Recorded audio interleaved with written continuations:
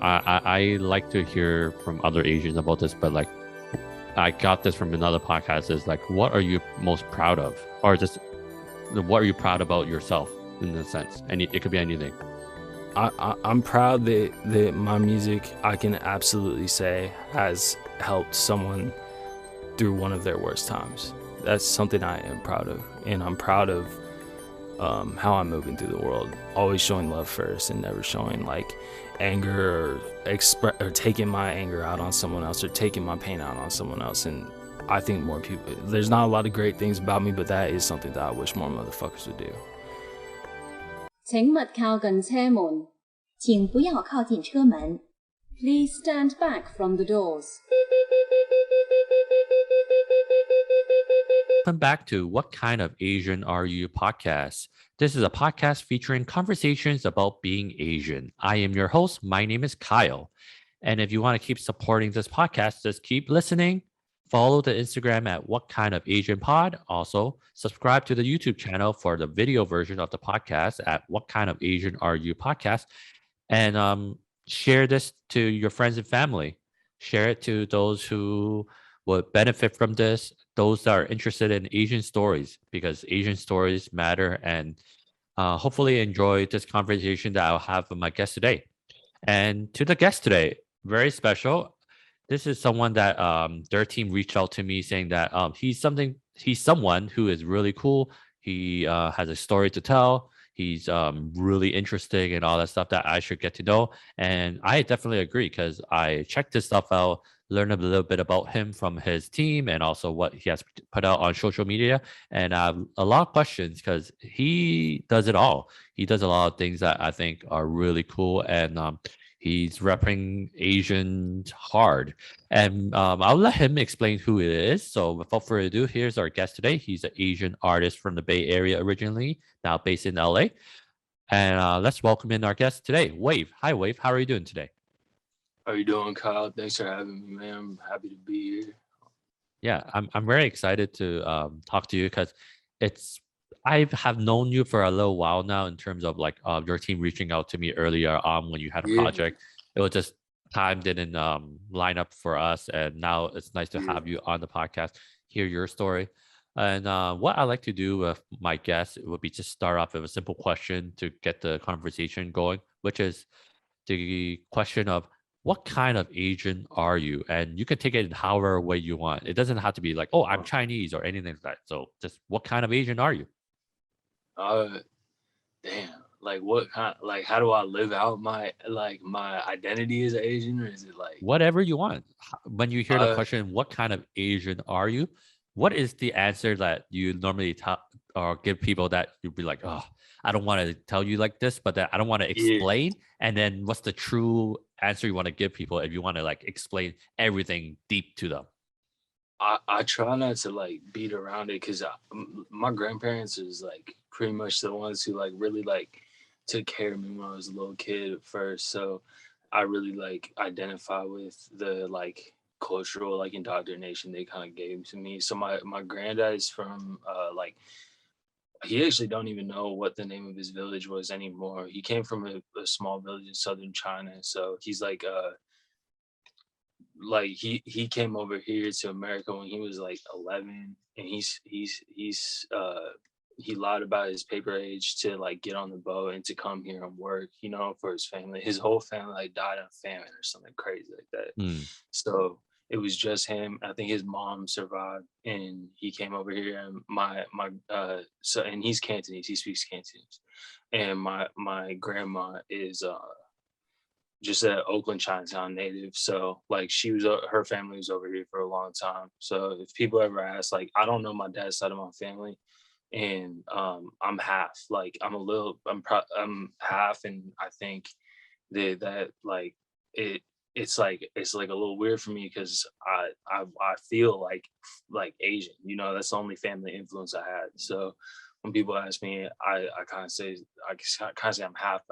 Like my whole life, my whole like cultural like life is mostly Asian. You know what I'm saying? So all right. So you're saying like your dad you never kind of interacted with, and from your mom's side it's from like the Chinese and Cantonese region. Is that yeah? Yeah, Canton. Yeah, and my dad, and my mom like actually would like.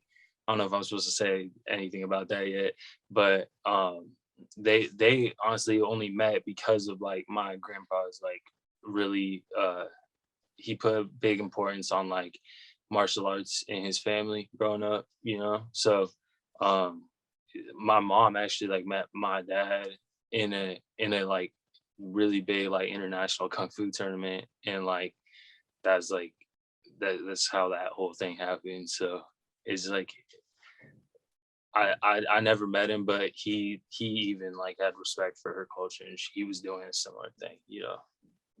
That's interesting. And like you mentioned, like you really associate with more of like the Asian side the most, just because family influences. You grew up with your grandparents. So how does it feel for you in terms of like now seeing like of how Asian representation is now, and like I don't want to say dominance, but to be real, is like a lot of the focus is on like hapa, half Asian identity, that kind of stuff. How do you feel? Because I think certain times for those that are not HAPA, they feel like, oh wow, how come all the representation is there? But for you, it's a little different. Whereas like you are HAPA, but then you resonate more with like your Asian side. Like, how do you see all that's been happening for the past few years? It must be interesting for you. Uh, I mean, for me, the Hopper thing is like really like I don't know how. Like, tell me if I'm getting into like crazy shit with what I'm saying about like my opinion on the Hopper situation. But like as like a Hopper, like I think that I see what I see like how there is a like you see a few more like people in like pop culture and stuff like this that are Hopper, but I think that being Hapa myself, like I think the Bay is like has this like whole like message of inclusion and shit, and like oh if you're black, white, red, like green, it doesn't fucking matter. Like we love you here in the Bay, and like to be honest, like I think I think when I was really little, I had like much more. I had like more like not much more, but like a little more Asian look, you know. I looked a little more Asian when I was younger, and as I matured, like certain features that like I don't even know what my dad fully is, but like some non-Asian features come into play, and like even then, everybody can mostly tell I think and hope that I'm fucking Asian, but it I got the I got the whole like everybody makes fun of your eyes, everybody calls you fucking no one's afraid to say like the N word, no one's afraid to say any other type of racial slur, but they'll call you chink to your face, you know what I'm saying? And that was something I like honestly dealt with my whole like childhood life. So it was something that being Asian and being mixed, especially like I wanted to find a little more resonance in my in Asian people, but I kind of got treated by Asian people like I wasn't really Asian too. And so that was kind of like a confusing thing for me. And I don't know, you do see a lot of like these hoppers like in like I mean I don't want to generalize, but just speaking from my own mental state, like it's like kind of alarming that there's like a good amount of like sociopaths that's fucking hoppers, and like I think what comes to mind first is like dudes like Elliot Rogers, or even Hmm. that dude in the fucking what's the name? The dude in the he's like a fucking movie star. He's supposed to be what's the name of that dude?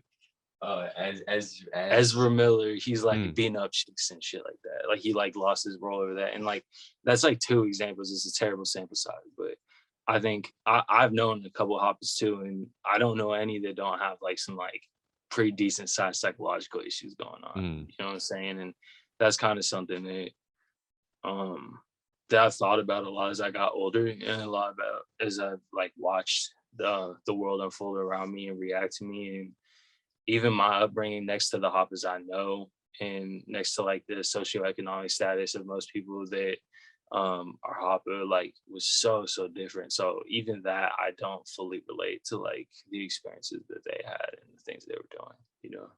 Yeah, yeah, it's interesting. And like talking about like the kind of life that they end up leading and all that stuff, a large part of it is, of course, from like their childhood, how their parents were to each other and how they dealt with different cultures and also race relations. So how about for yourself in terms of growing up? How was that like in terms of like learning about your identity, your culture, and how to navigate your race, your identity, your culture with everyone else that might not be the same as you? I mean, for starters, like I guess my first like neighbors was like kind of like I had probably my first friends were like black people, and my second friends were like I kind of like grew up around like white trashy, like like kind of like not like a I'm going to the office like white Mm. person, like a Like the like a lower kind of middle class kind of thing, or red blue collar kind of thing. yeah, like a blue collar situation, like people like the like the town I'm from is like known as like the meth spot of like Oh, California, low key. And like that's like the type of people that like some of those types of people, not to generalize the whole area, nothing like that, but I don't even really like to associate area as like as having to be like you're fucking speak for who you are. But regardless, like I learned like early on that like something that you probably know, something that a lot of Asian dudes probably know is like you do not like ruffle motherfuckers' feathers. You let mm, people do what they want to do, and you keep your mouth shut, and you just go with the flow because it's easier, and you go with the flow because because that's what people expect of you. And like and when I'm little and like I'm young and I'm kind of like unsure about I'm insecure in myself, I'm insecure in the world around me, like that's like I just reacted as like accommodating as possible to the people that was like in my life. So like my first best friend, like my best friend as a little kid is black, so he would like like I would go and like be around his friends and be around his family, and like they show me love and everything, it's all love, but it's also like it was always understood that I was like, it's okay to like to shit on like Wave a little bit. It's okay to shit on Reese a little bit. Like we like and I don't know, and then my mom was like very like mom's single mom, she's working really hard to like just like get by. Like I didn't even really see her during the week to be honest, but like she she fucked up a lot, but she did one thing really, really good, which was like she always put me in she made sure that I went to good school. So like education was important to her. And I took that shit to heart. And but when I got like we used my cousin's addresses to go to the better school, you know what I'm mhm. saying? And so when I get there, it's like a bunch of kids that I never really like I never felt like that was that I never like met people like that, you know, like I never was around kids who like especially like white kids and stuff that had like both their parents around, and like Mm, all they had like I got like made fun of for more things than being Asian, like made fun of for the like for like having like secondhand clothes, or made fun of for this other shit. So I think I like really like didn't know how to act at first, and it really like was like sounds kind of I don't know, I don't like to say, but it was really like damaging to my self-esteem, I think, to like be like around that. Like I remember the first girl that I had a crush on, like elementary school, would like call me poor, that type of shit. Like so and it's and yeah, yeah. So so it's yeah, before the whole race thing is just another like the class issue and all that stuff. And I I think mean, that it's like it's the interaction of like race and class. You know what I'm saying? mhm, Because I don't fit like the bill of even the people. Like I was the only Asian person around.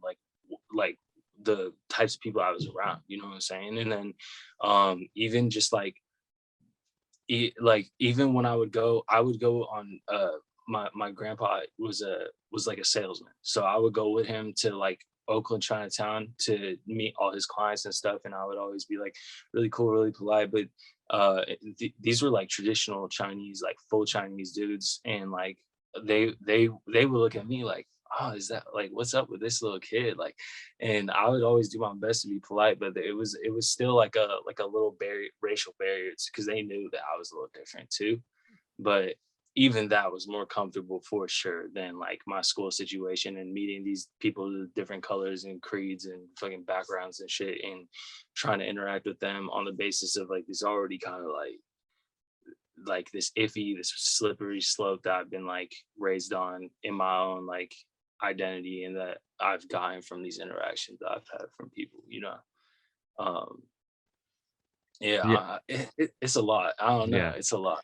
yeah. From hearing like what you're saying now, and also like going through the stuff that you put out and what you say like online and all that stuff, like being Asian, the cultural aspect of things, your roots and stuff means a lot to you, and you things that you really think a lot about. That's included into your art and stuff. I'm thinking like, at what point, or I should ask, were you ever at a point where in your childhood where it's like, oh, I don't know how to deal with this, like identity issues, identity crisis, that stuff, and how did you? I assume right now you're at a lot better place with that kind of thing, as a lot of people that grow up dealing with these issues would like get better at. How did you get over that hump, if you did ever had that hump of like not knowing Um, who you are and all that stuff, or of course it's still a process kind of thing. yeah, yeah, like exactly what you said. It's always a process. I think like your whole life should be a process in a progressive direction. I think, but um, like I think that one thing that really like forced me to like at least face like some of these like identity issues head on um was like going back to my mom. My mom has like my mom and I had like a really difficult like dynamic growing up, and I never understood it. And as I got older, I realized like, because you know how like how we are about like mental health, you know, Mm, like we don't like especially in a traditional like in a traditional Asian background. Like my grandpa was so like that like his whole family died, and he was like, bro, like you don't fucking cry about shit. Like you don't like what the fuck are you talking about? You're sad. I just smoke my cigarettes, smoke my pack of cigarettes a day, and I fucking get to work, you know, like and that kind of like shed light to me on like all these things that because my mom imposed a lot of like fucked up things onto my identity as Asian, like especially like first off, I'm an Asian bro. That's how I feel is I'm an Asian man. And if I had to describe myself racially or whatever, that would be like my descriptor, like for the most part. And she my whole life she would say to me like she would date some dudes and like it that was a whole nother fucking mess. But like the main message that me and my brother as young ones would like take from is like she didn't really like Asian dudes. And I was like, Ma, like what, like what's wrong with Asian dudes? Like and it like over the years it would come out that like, but like keep in mind over those years like I'm taking that message into heart, you know, like I'm like fuck, like like there's something wrong with me, there's something wrong with like the way that I am, or there's something wrong with the way that we are, and I don't understand it, and I couldn't even really verbalize it back then, probably, you know. And and that's kind of why I kind of feel like it might sound like I'm rambling, but I swear it's relevant. It came all back around, and it came to this focus that I have in my music on mental health, and especially pushing like mental health like for Asians and minorities, is because like none of my, like my black friends same fucking way. There's no such thing as like depression or like fucking personality disorders or fucking any of that shit. It's just you're being a weirdo. Like if any of that stuff is happening, you just don't even talk about it. And like um I think that my identity like really was like in just turmoil until I really thought about how like our cultural like ignorance about like mental health and about like just the changing times of like the ways that people think about that shit, like and the effects that just because you don't believe in it doesn't mean if you were abused through your whole fucking life as a kid it didn't fucking affect you, you know what I'm saying. And um so I started looking at my mom's life, and she would say things about like how in her family, like no matter what happened, she had to like kind of keep her head straight and stay strong for the family, and like couldn't really let that be a hindrance to everybody else. And that's something that is a huge part of me, is I don't like to be a burden to other people. And so I'm internalizing all this other shit that she's doing to me, and she internalized all this shit that happened to her and her family, and she blamed her dad for um cultural things that led her to feel like she had no one to go to, you know what I'm saying? And that, realizing all of that was a huge like awakening and liberation for like myself as a Asian person, and myself as a man. Like I was like, it's not about me, it's not about being Asian or not Asian, it's about that something fucked up happened to her that she never had the tools to go through, you know what I'm saying? And stuff happens so young sometimes. Like stuff happened to me so young that like I don't know if I'll ever get like fully better, but you just kind of like, you either address it or you lock it away for a long ass time and you live through your life, you know? And I think that that's pretty much where I was able to get any type of clarity or any type of like uh conviction in how I'm gonna move forward with like myself and my like presence in the world, is like I just gotta own it. I just gotta accept that there's some people that like things have happened to because of the way that they're raised, the things that their culture has like passed down to them that they can't change. And uh as long as you're aware, you can maybe make that change. And so that's kind of like my why I push that type of shit in my music and in my career, and why I also am like, you know, like, and why that shit like shape was such an important like turning point for me and my identity. You know what I'm saying? Like, For sure. And from what I hear from what you're saying is like a lot of your identity kind of confusion or questions or just, like just you having to sort out was a combination of how the world was treating you based on how you look, or like just the mm, way that your situation with your family and all that stuff, you not fitting into their kind of concept, and also kind of your mom kind of have this issues on her own in terms of how she deals with her own cultural kind of understanding, also the impact and traumas what she may have from past generation that cause you to be like, oh yeah, I may be her son, but it seems like she might be not truly in love with who I am. But I take it the wrong way, because I think you're telling me that she has an issue with Asian men, of how things have been done to her by maybe her father and such. That, have you ever thought of like, oh, why does she hate Asian men? Does it then lead you to thinking, oh, she may be hating me as well because I am yeah, Asian, right? yeah, exactly. That's what I'm saying. Exactly. Like I felt like I didn't know. It just like to come home, or to live every single day around someone that important in your life, you know, that makes you feel like there's something wrong with you, like intentionally or not, you know, like I think it does damage, and it's like erosion. It's like there's like gonna be, if water hits the surface of a rock for long enough, like that fucking rock is going to change a little bit, and it's not going to ever go back to the shape it had. Like, and that's kind of how I feel like it was for me. Like, yeah, I have realized, and I have like sought like better myself, or sought to like change the effect of these things that she's kind of like indirectly imposed on me, from just watching her relationships, or watching her like um come full circle with her like identity as an Asian woman. And Asian woman is a whole other fucked up Hmm. like thing to talk about in this context.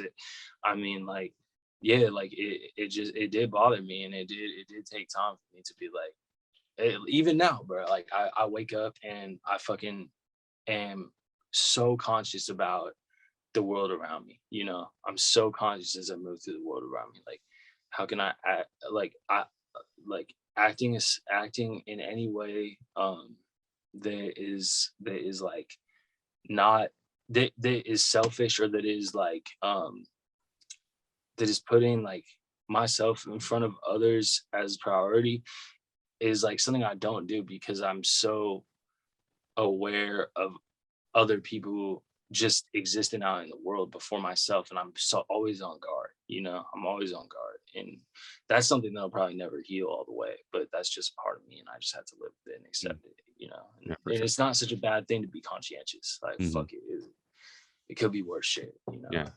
Another question I do have is like, with all that being like happening in your life in your childhood, were there ever a time where it's like, oh, I should be more non-Asian or anything like that? Because I think a lot of people, especially growing up Asian in the West, they encounter that where like, well, people don't like me because I'm Asian, or that's how I feel. Then I need to lean yeah. into something else, maybe be more into white culture, or associate myself with people of color because they also are not liked because of how they are in terms of their race or ethnicity. That you go through that phase, or you feel like you just lean into as being as Asian as possible, because right now, how I see you, you're owning it. You're a proud Asian man, regardless of like your hapa identity. You just associate yourself being Asian, which honestly, in this current climate, regardless of like Asian representation, not a lot of people, especially Asian men, would think, oh, this could lead to good things in the end, right? So can you talk a little bit about that? um I think that, like, yeah, like what you're saying about kind of like trying to bleed into something else culturally to like find like, it's like kind of a salvation thing, right? It's kind of like it's like a place to belong. It's probably not, it's definitely not gonna be comfortable, but it's better than not being anywhere.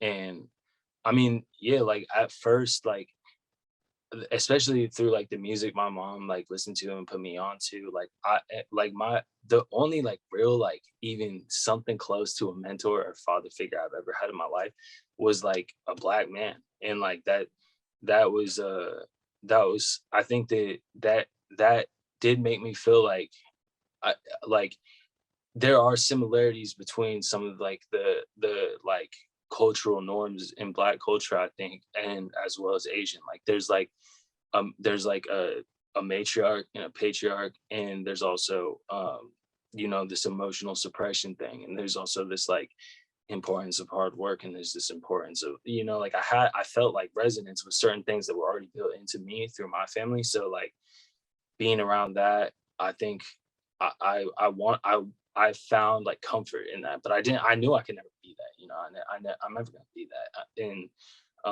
but it did leave me feeling like for a time that like if I'm accepted in this way and I'm accepted um by by these people who have similar like values and like principles to me in my family, like maybe then I could feel a little less outcasted, because as long like no one wants to be alone. No one wants to be sitting like um sitting and feeling like there's no one like them around them. And I think that like especially having a mentor who who could like understand me not having a father and understand me like having like these financial struggles and these financial like hardships like always on my mind, and who understood like being a bigger brother and the role of an older brother in the family, you know what I'm saying?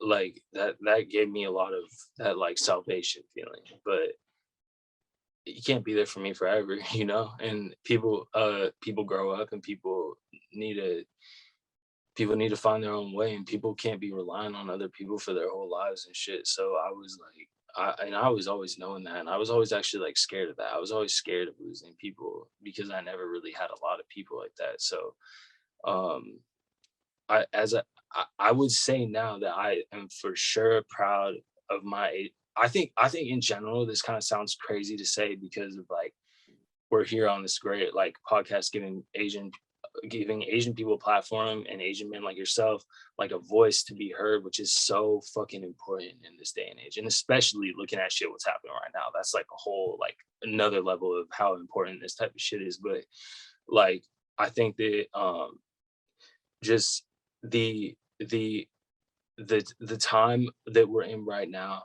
and the time that like in the disproportion of like Asian voices and things like that, I can feel more pride in in this like struggle that I've had, and I can feel more pride in the story that I've been living like every day and battling within myself. Like I can feel proud of all of that, all the good and the bad, you know, and that's kind of where the place I'm at right now. But I also don't think it, as I resonate more and more with that, and as I become more and more confident as like an Asian man, um, I also think that having pride in something that you couldn't control is like a little bit of a slippery slope for me. So first and foremost is I I I think I thank my grandparents for the values. You know what I'm saying? Like the values is colorless. The values is culture is something that the culture has endowed me with, but it is something that I believe everyone should live by. I believe everyone should have honor. I believe everyone should work hard for what they want. You know, and I believe everybody should put other people before themselves. It fucks me up when I think about that. Nobody, no, I didn't realize how much people really don't put other people before themselves. And I think, and I just think that, yeah. So as I like walk this path, and as I come into my own as an Asian man or as an Asian person, I also like keep in mind that like I don't ever want to I don't want to be one of those people on the internet that tries to say that they're better than than some other group of people. I don't think anyone is like there are people that is better than other people. I do think that, but there's not. It's not on the basis of something like your heritage or your culture. Anyone could be a good person. Anyone who wants to think and who wants to do after they think about what actions they want to take can be a good person. It's just a lot. It's a lot Yeah. to this journey And as a yeah. person. Yeah. Yeah, and we talked a lot about so far about your like identity, you growing up, and like just your thoughts on being Asian. I just want to wrap this kind of overall topic up with like one last question. Like, how is your, if you don't mind, like talking about it, like how is your relationship now with your mother in terms of with like your past and like how like she raised you, or like just like your interaction with her previously till now, like because I could see like Mhm. there's a lot of growth and a lot of like just revelations you have found as you become older. Like you mentioned like you understand her now, so how's that relationship like with your mother now? Because it must be rough initially growing up with how she had to do what she had to do, and now you're understanding like, oh yeah, it's kind of messed up, but at the same time you get where she was coming from. So how is the relationship like? I mean, I actually was sending trips back and forth out to the Bay like recently to take care of her. Her health is like pretty. She's like pretty bad health condition right now. Like just has been fighting with her whole life pretty much. So I think that made me even more like humanize her. Like we don't humanize our mother, you know, Hmm. or in general, especially like a mom like my mom. She wanted to be the best mom she could be, you know, and like so I love her, and I'm always gonna be there for her. And and it's like all this shit. It's like we working shit out and we growing. Like there's still like some shit that we definitely need to figure out. Like she had boyfriends, like a specific one that like for real, like I didn't realize it was like even like that crazy back in I just thought like man, like everyone runs off out of home when they're like 14. Everyone says like everyone's got problems. Like it's like normal for motherfuckers to like not be like good at home. But like I realized like once I like got older and I realized there's things wrong with me, I wanted to seek like help and shit. Like that like I've been like tormented and tortured by this dude that she brought into my life and that she allowed that shit to happen. And like that is one thing that I haven't really reconciled with her with, but all this other stuff, I see it through, even that I see through the lens of like there are victims in this world and there are people that are good that bad things happen to. And whether or not that was culturally inflicted, whether or not that was societally inflicted, socio culturally inflicted, like it doesn't fucking matter. Like stuff happens and like you can decide to love people, you can decide to hate people, and that's kind of what it is. And I love my fucking mother. You know, we all love our mothers somewhere deep down. Yeah. So yeah, we growing. You know. Yeah, and you talked a lot about your come up, your growing up, and it leads to like now what you do now. You are an artist, you're a producer, you create art in the form of like music for people. And can you just tell us like how you got into it and what are your inspiration and why did you decide to use art as a medium to go through all the emotions you had growing up and just let it all out for other people to hear? I'm sure it's part therapy, part like you just expressing you liking it, but like why though? Well, okay, so first I guess like you already know, I'm sure growing up, and I don't know how you got to the path you're on. I'm sure that's like a whole crazy story in and of itself. Like uh we fucking are like school is something that Asians school, you know what I'm saying? Yeah. Like and but that's the thing that I always wanted to be is like I was that dude who like I had the most absences in like all of high school. Like I was like the dude who like every teacher was like, bro, this motherfucker's about to be fucked. Like this dude ain't gonna be shit. And like I got like this complex about it. I was like, okay, like I'm not I'm doing bad right now, but I know that like like it's not because it's hard. It's not because I don't feel capable. It's because I'm not interested, you know. So I actually had like got my grades crazy good and got financial aid. We got like all our shit paid for because of like my financial situation. So I like went to school and I was dating this girl at the time, shout my ex, because she really like put me on the right path for a minute. Like she had like filled out all my classes and all that shit. And at that point, I had been freestyle my whole life up to then. I noticed if I heard a song or instrumentation, I could sing it. I could sing a whole like felt like a song like without ever hearing the song before. And words would come. And I and so at school, my outlet became like I would be just like rapping with my friend from Oakland like all the time after like school ended or after like whatever, and he would pick me up from the community college and we would just like mob around and either like I don't know, he would be doing some other shit that I wouldn't be doing, but like we would just be smoking and like making music and I would study. That was it, you know. And it got to the point where I was doing good in school, and then I went to school for a bit, and um I was always circling the drain though. I was always circling the drain, and I was always sending trips to LA to record, and like I always just like loved this shit. I always thought like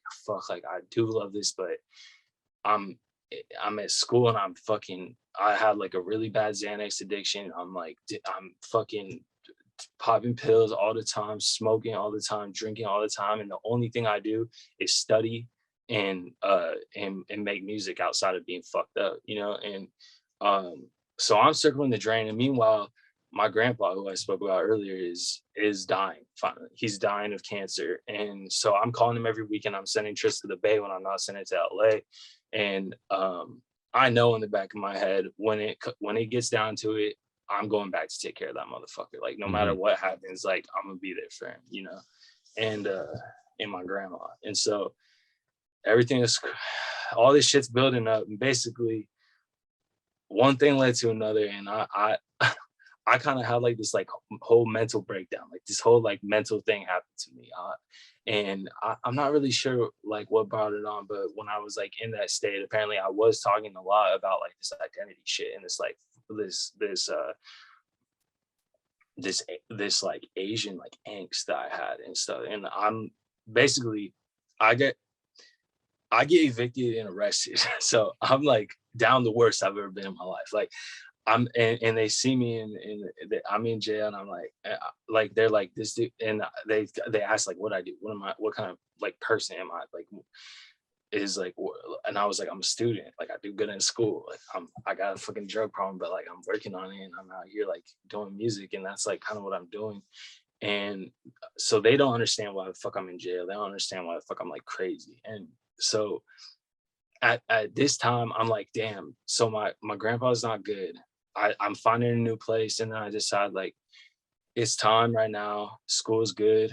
I gotta go, and I gotta go take care of this man right now. So I leave my new apartment, and I go back down, and I go back up to the Bay, and I'm taking care of like my grandpa all the time. He's sick. He's not doing good. He's like hurting. He's in pain. He's appointments 3 times a week. You know what I'm saying? And I'm driving up from my mom's crib in Pacheco, Martinez, like up to Antioch, Brentwood area to like take him to appointments and whatnot. And then my only me time besides like a little like my release that time was I would just go to the studio or I'd record. And um it basically I met these people at a session and they were like, bro, like who are you? And I was like, I introduced myself and we started like talking and we met up a few more times. And then they were like affiliates with like Universal Music Group. And so they were like, bro, like you're crazy. We want to work with you, like seriously. And they then all of a sudden, like I started being around these people and like there was money. You know what I'm saying? There's money. Like I never seen money. I never seen like hundreds in a stack, like in a movie type shit, like in plastic wrapped up still. I was like, holy shit, these motherfuckers are really like, this is like serious, like career money. And that was like where like I realized like I could really do this shit. And I was around like some pretty popular Bay Area artists in the studio and I was like looking at them and I was realizing for the first time, like these are normal fucking people. These are people that aren't even necessarily thinking about doing the type of shit that I'm thinking about doing. So like and like I taught myself production at a certain point because I couldn't, like no one's beats and no one's instrumentation was cool enough or hard enough to me. And I don't only want to do like 808s and drums and shit. I want like guitar shit only and piano shit only. So I just kind of took it in my own hands. And I mean, the path is kind of rough, and I ultimately decided that I don't want to sign. I don't want to sign with anyone, and I've gone through some rebrands now, and some hard times for sure. But you spoke with my team, like I got good people around me and some dedicated. Like we had the vision. It's just a lot of manual labor and niche building. You know what I'm saying? And so that's what led me to here is just like family always came first and I had a little bit of something for myself and that's what this was. And then I studied how sound travels through the fucking air on fucking YouTube and I went on like different like forums and message boards that discussed like with audio engineers who like really did this shit. This is before I had an audio engineer. And I like learned how to build a studio and I learned how to create good quality sound and shit. And people who listen to my music now be like, what the fuck, you're independent artist who's like underground and you have a sound that's so professional. It's because of this attention to detail, you know. And like I believe in what we're doing and what we're making, but it's just been a lot of like, it's one thing to build something crazy if you have the resources, but it's another thing to go get the resources and then build something crazy with the resources, you know what I'm saying? So it's been a weird one, bro. Like I at first it was pragmatism and now it's like passion and pragmatism. And also like, look at the world, man. You know what I'm saying? Like people are changing their whole lives and shit. My best friend, he's from LA. Like he had a similar upbringing to me. He probably had a little harder. His mom was in Ethiopia, his whole upbringing and shit. And he and I met at school, and he and I we knew each other's experience right off the bat. He was always the nerd who got picked on or this and that, and he got to this point in life, and it's like he's worked so hard and he's done so much. He's ascended so many ladders, and now he's like, bro, like my fucking job is unstable. Like COVID has thrown this whole thing into like just like, you know, it's a fucking storm out there for people who have done everything right and had like all the right steps in their life to create security for themselves. So I just feel like it's like, man, anything can happen right now. And as long as I keep getting these messages saying like my song has helped this person or they found resonance in me, like that's my main motivation all the time. Is like I just want to help. Like I just want to help, you know, like that's all that, whatever I want to do, whatever I do in my life, whatever I do, like, I don't even know if this is like what I'm going to be doing fucking 20 years from now. But what I do know I'll be doing is I'll be doing something that benefits people, you know, or I would hope so. Yeah, that's great. And it seems from like how you explained it, like you didn't intentionally look to do music. It just happened you like doing it, and then you saw a light with music and you just went for it. And it's crazy how things lead to where it leads to. Because I think for you, like music was just simply an outlet for you to blow off steam, to relax, and now you're making music that other people can listen to feel relatable, to feel like they have someone else that knows how they're going through. Because with your music, I've listened to it, and I like you said, you put in the work. I can hear like from just the beats, the music, and all that stuff, and then you like freestyling and all that stuff. It gives a particular really raw, really honest, really true kind of feeling. Like it's where I feel like what you're giving, it's like straight from like what you believe in, and like there's no processing done in a sense, or packaged in a way where it's where people can accept.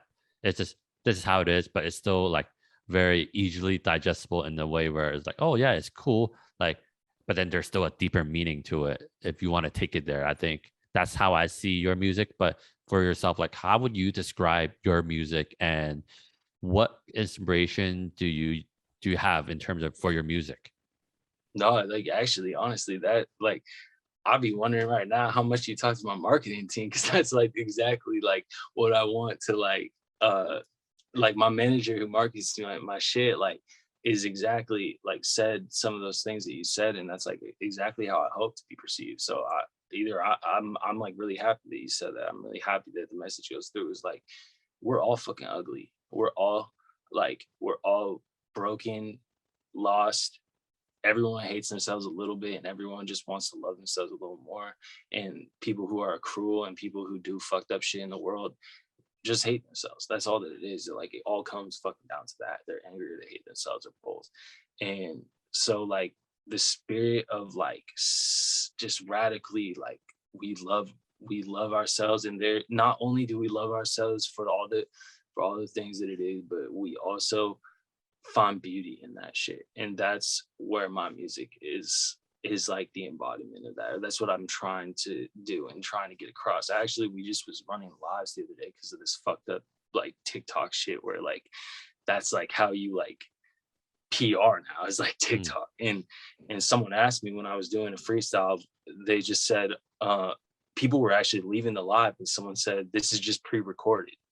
And that's like honestly the biggest thing that has been fucking us up is like I can do it so seamlessly now at this point. I can make a real like it feels like a song. It is a song because I'm at and in such a place with like this freestyling thing and this stream of consciousness and this shit. Like you don't notice that it's happening when it's happening, you know. And so that's like me like feeling myself, but in like in the scope of like how I've gotten to this point and the influences I've taken from, it's like first of all influenced by the ugliness of the world and the fact that every song can be a mirror. Every song could be a chance to better look myself as straight in the face as I can, like metaphorically or whatever the fuck. Like look at all these ugly things in myself. And people would say like, oh, you don't write, you need to write, the pen has fucking importance, like you youngsters don't fuck with the pen anymore. And I'm like, okay, but you didn't even know that I didn't write this, first of all. And second of all, if you want to like get philosophical about what's really art and what's not art, to me writing is a chance to make a beautifully perfect and structured piece of work that you can present to someone. It's a rehearsed, presentable piece of work. And that doesn't necessarily mean that there's no truth in that, but it does mean to me in the way that I do things that I'm a perfectionist. I don't know when to stop when it comes to making something right, especially in music. And so honestly, my audio engineer, the reason why we rock together so hard now is because he was like, bro, you need to let the fuck go. Like your best shit isn't what you write. It's like too mechanical. It's too robotic. It's too like doing 500 takes to get it exactly the way that you want. Like we just do this shit in one take. You just be in your fucking moment. You be in yourself. And like, honestly, like I took a lot of inspiration musically for that process from instrumental bands, to be honest. Like I started on like soul shit, like my mom like put me on like Tina Turner and shit as a little kid, you know what I'm saying? And then like my first best friend put me on like Jedi Mind Tricks and Jay-Z and all this shit. So I'm like, I think of like lyricism, and I think of soul, and I think of all of these things when I think of my foundation. And when I was a little kid, I wanted to be East Coast rapper. Like I would try to like rap East Coast, you know what I'm saying? And it took me a long time to accept like the way that I am and the way that I want to be, the way that I, not even that I want to be, the way that I just can't help but be, you know what I'm saying? And so it took a lot of me like moving away from my initial music and like learning about new types of music. One of my favorite bands is Explosion in the Sky. Like it's an instrumental band from like Austin, Texas, or some part of Texas, some shit. But it's all like, you ever seen the movie Friday Night Lights? Or like, yeah, it's that song, the like one of the main songs. It's like it's a song called Your Hand in Mine. It's like a pretty instrumental song, and it's like one of the main theme songs from that. I don't know if that stands out to you, but I can't like cite words from it because there's no words in it. But I would just sit and listen to that, and it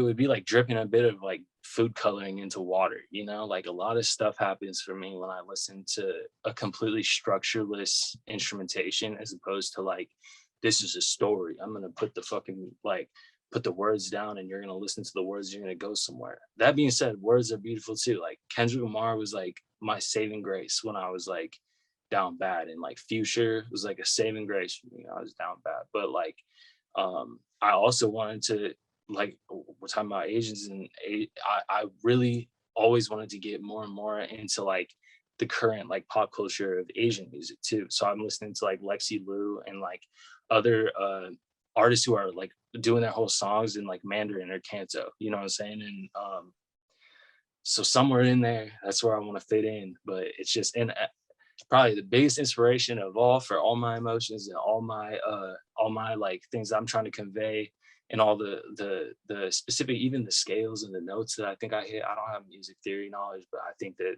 it would qualify like that. Is like anime, man. Like anime opening themes. Like I I can was feel like, that. Yeah. you feel me? Like I'll be Yeah. like 7 to 8, like jumping on the bed, like let's fucking get it. Like this is my shit. I would watch like, I mean, obviously the classics like Dragon Ball would get me hyped as fuck, but like it was like the real like actually like shit would come on like Adult Swim, if you remember that, like late night shit. Yeah. Like and my cousins are Japanese, so they're half Japanese, half Chinese. So they would bring over like movies and shit that were in like were in Japanese, and I would listen to the theme songs, and I would get all this old school anime that I never would have fucking seen ever if they didn't bring it to me. And it's just something about like that drama and that like that heart is in those songs that, and because I couldn't understand the language, you know, I could only feel things. And there's something beautiful about, you can't understand what the fuck they're saying, but it still paints such like a big like detailed picture for me. I would like cry and shit from anime songs, but I don't even cry in normal life, you know what I'm saying? But that's awesome. And it's nice that you're talking about how like, yeah, words are important, but like how it sounds, the feelings like it gives you, that leads to how you create your art. Because I think with music, for me at least, it's not really so much of how they tell you things, it's more how you feel when you hear it. And I think with your music, like sometimes it'd be like where, yeah, you are freestyling, it's a stream of consciousness, so people might not think, oh, it's very well thought out or whatever it may be, but at least you got the feeling out with how you project your voice, what you decide to do with the music, that allows the person to feel the feelings you want them to feel. And I really like that about your music. And I just imagine like how, the things that you do is like where it's very like, you know, Japanese like opening theme song, but at the same time with your lyrics and how you project your voice and stuff, it's very still about the deep shit, like the dark stuff that you want to put out, that you want to work out and like your therapy, but then it still works because it's just all about the vibe and the feeling. And I really appreciate what you do. And we're almost done, but then I still want to talk about like your most recent project, For the Victim. Can you just talk about that and like how that came upon and what you think about it so far? Thank you, Kyle, for those words. I appreciate that for real. Like that means a lot. Yeah, I feel like you actually see the music for how I'm hoping it to be seen. And to anybody listening that do check this shit out, it is thought out, bro. You're gonna see some crazy double entendres and multis and bullshit that all the old heads like that shit. You know what I'm saying? Like, just they gotta listen twice, but it's all thought out. I wouldn't let any freestyle go out that didn't make no sense, you know.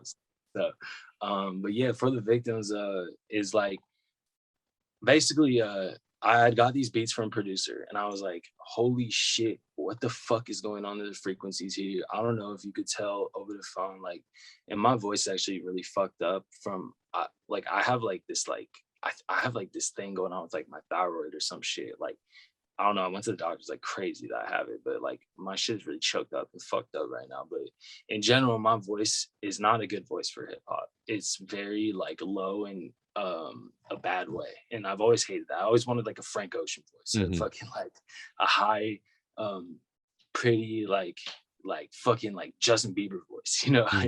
And in hip hop, I'm sure you notice if I say it, it's a lot of 808s and drums. You know what I'm saying? Those are low frequency sounds. So that was something that always like fucked me up. And so for the victims, like the production was so muddy and it was so like it was like my voice couldn't exist in that mix and for it to be pretty. So when I got the instrumentation, I pretty much use it as an inspiration to create the instrumentation. I freestyled the freestyles on that, and I took the raw freestyles and I put them by themselves and I created the instrumentation around it.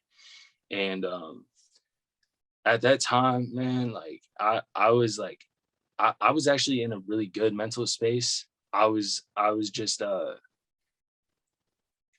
people think that my music is dark, and I get that it does deal with a lot of dark shit, but like if my music is dark, then the world is dark. And I agree the world is dark, but I'm just here like to express like, you know, something that can feel good to hit someone else's ears and to hit someone else's heart. And for the victims, I was thinking a lot about like these things that I was thinking about a lot about Asian mental health, and I was thinking a lot about abuse. Abuse is not a word that I have a good relationship with. I think I always thought like, oh, like abuse is a word for pussies. Abuse is a word like I would use words like that shit is pussy, that shit is soft. Like, we don't abuse. What the fuck is that? And like even when my psychiatrist like that I started seeing like a couple years back had said like you know, you're traumatized. And I said, what the fuck are you talking about? Traumatized? Like people go to war are traumatized, you know what I'm saying? People who get their friend killed next to them and fucking a trench is traumatized. Like I'm not traumatized, bro. And he was like one thing that like stuck out to me that he said is I always thought it was normal.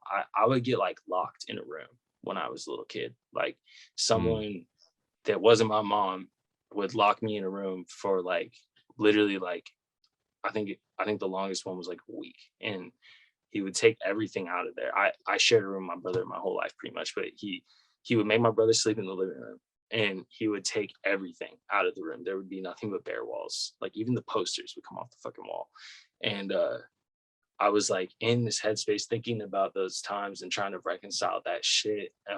Obviously I'm not going to reconcile that now, or maybe not even my whole life, but I thought about how these things have led me to have very erratic relationships, very erratic sense of self, very in my past especially, and erratic moods, erratic all this shit. And I'm starting to understand it better now. But I wanted to put it out there.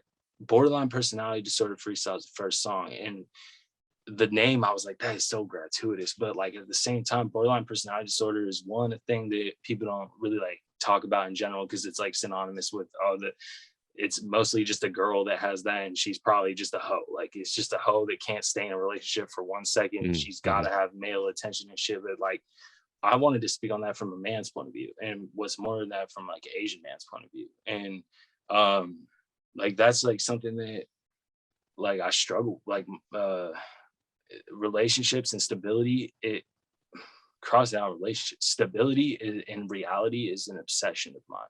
And For the Victims, kind of the first song explores like that obsession of just like, I cannot stop thinking, I cannot stop being concerned with the absolute reality. And it's because I'm scared to lose control, and I'm scared to lose the things that I do appreciate having.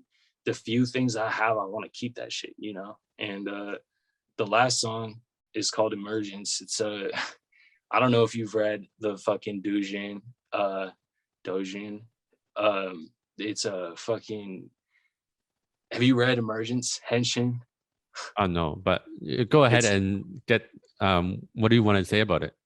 It's a story about a Japanese schoolgirl who gets like groomed into drugs and groomed into like a sex addiction through being on drugs while she was having sex. And that song is kind of a big like ode to that entire experience for people that I think that happens a lot more than people know. People get sucked into this life that they never wanted, or that they feel so alone, and that this one area of society has accepted them.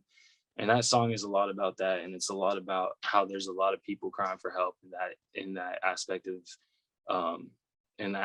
of the world, and there's no one there listening. You know what I'm saying? And that little song is like my way of saying like, there's people out there, you know, there's people out there, that there's women that need to be paid attention to. There's probably men too, but that song is more about like women and people who are trapped and have no real like way out or outlet or physical escape from their situation. So it played a lot on that. I just finished reading that manga again when I made that song. So a song, I think the production on that song is really important. So yeah, For the Victims is a pretty important little piece of work I did. But I mean, I'm working on songs with Lil B right now. I'm working on something with Big Gucci. I got like some shit in the oven that's like all different genre shit. So not just For the Victims, we got a lot of type of shit.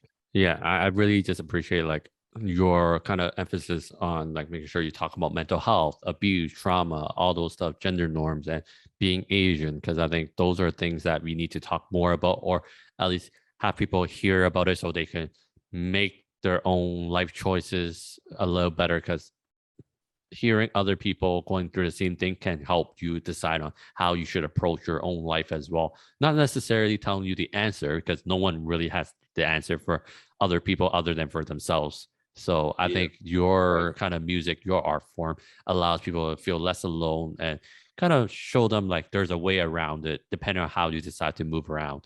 And you've been very good at what you're doing. I hope you keep it up, and I look forward to all the stuff that you do. And before we end up, I want you to plug all you want to plug, but I want to just end off with something a little fun, just random, like rapid fire, kind of just top 5 things. So with you, because you're an artist in like hip hop and all that stuff, your top 5. Top 5. Yeah. Don't need to have all a lot of thought of it. Just go with top 5. Top 5, gotta give it to Kendrick. And I want to say you got to give it to some of the I think you got to give it to Young Thug. Young Thug is doing different things, and he's not afraid to be himself, and I respect that. Does it got to be hip hop? No, go for anything. I think a big artist that I really love from Japan is Lisa. She's like really famous for like recently, like the Demon Slayer OP is her song. I think that she does a lot of beautiful music, and she's like a really like inspirational person. And probably like some, like I like City and Color. I like acoustic folk shit. And how many is that? Like 4. And then my last one would probably be Explosion in the Sky. Like those are my top artists right now. Yeah, that's great. And another top 5, like top 5 animes. Oh fuck. I think a lot of people wouldn't expect this, but I'm like a slice of life guy. Like I fucking love the escape to that. So I think I don't know if you've seen Ioka. It's like it's like a love story kind of, and I definitely like the my favorite anime series of all time is Bakemonogatari. It's like a really weird but very aesthetically pleasing anime. I don't know if you've seen it. It's about like it's like vampires, but also it's like about like friendship and other shit. And then recently, Jujutsu Kaisen, fire to me.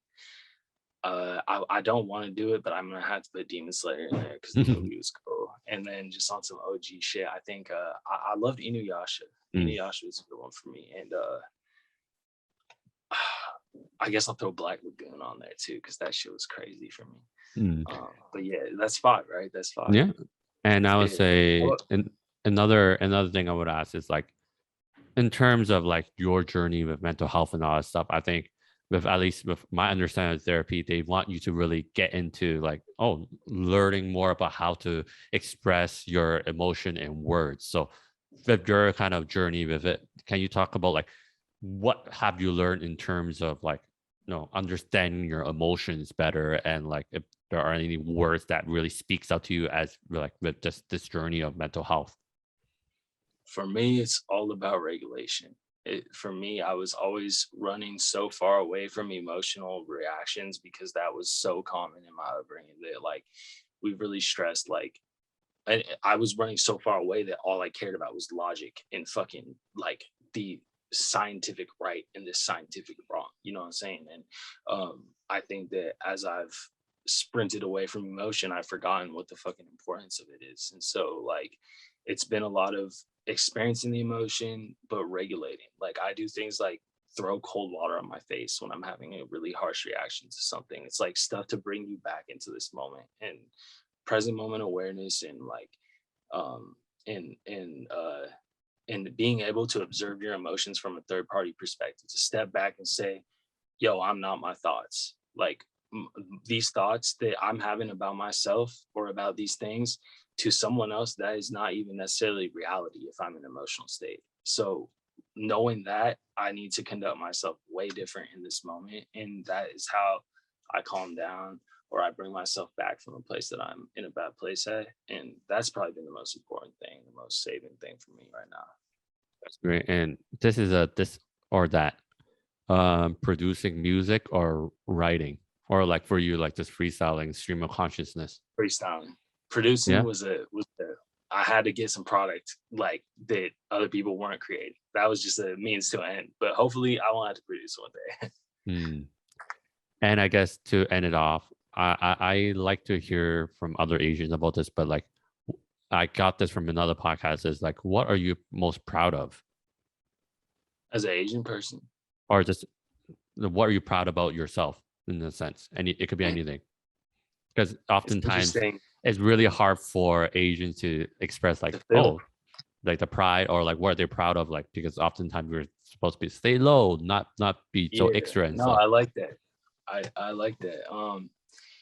I'm proud that I'm proud that my music, I can absolutely say, has helped someone through one of their worst times. That's something I am proud of, and I'm proud of how I'm moving through the world, always showing love first and never showing like anger or taking my anger out on someone else or taking my pain out on someone else. And I think more people, there's not a lot of great things about me, but that is something that I wish more motherfuckers would do. That's great. And what do you hope anyone who may be listening to you for the very first time for like your art and your music stuff will get out of? Like, what's the one thing, if they don't get anything, this one thing you want them to get from you, whether they like you or not? Yeah. I think if it's one thing, if you don't like me, just know that you can't say that it's bad. And if you do like me, I want you to get something that can make your day easier, or make your most fucked up, most isolated, alienated ass thought about yourself or the world feel like there's someone else there, and there's someone else that will give a fuck, and there's someone who, it doesn't matter if you're fucking rich, poor, ugly, beautiful, there's someone who will always give a hand to you if you needed it, and I would. That's great. And on that note, thank you so much for this conversation. It's been a blast. And for those that want to hear more about you, your music, and all the stuff that you're doing, follow you in your journey to doing great things, where can they find you, and any future plans? Oh yeah, just you can catch me at It's Just Wave, like just because I people always want to put something or capitalize. It's Just Wave. That's all it is. My handle on everything. Just we just pitched a new song that I have with Lil B called Bass Cult Bible, and I also got my album coming out that I'm working on. It's untitled right now, but it's gonna be all produced things, and I got just a lot of work coming out with cool ass artists like Baby Gucci and stuff. And I'm trying to cross into other genres. So if you're an artist listening to this, like I'm like, especially if you're Asian, let's fucking work. I want to see other Asians winning this shit, you know? And yeah, man, it's been a really cool conversation for me too, bro. And I felt like really understood, and I appreciate you. Thank you. And on this note, thank you for everyone for listening to this episode of What Kind of Asian Are You podcast. And make sure to follow Wave in all that he does. He's doing great stuff. And till next time, bye.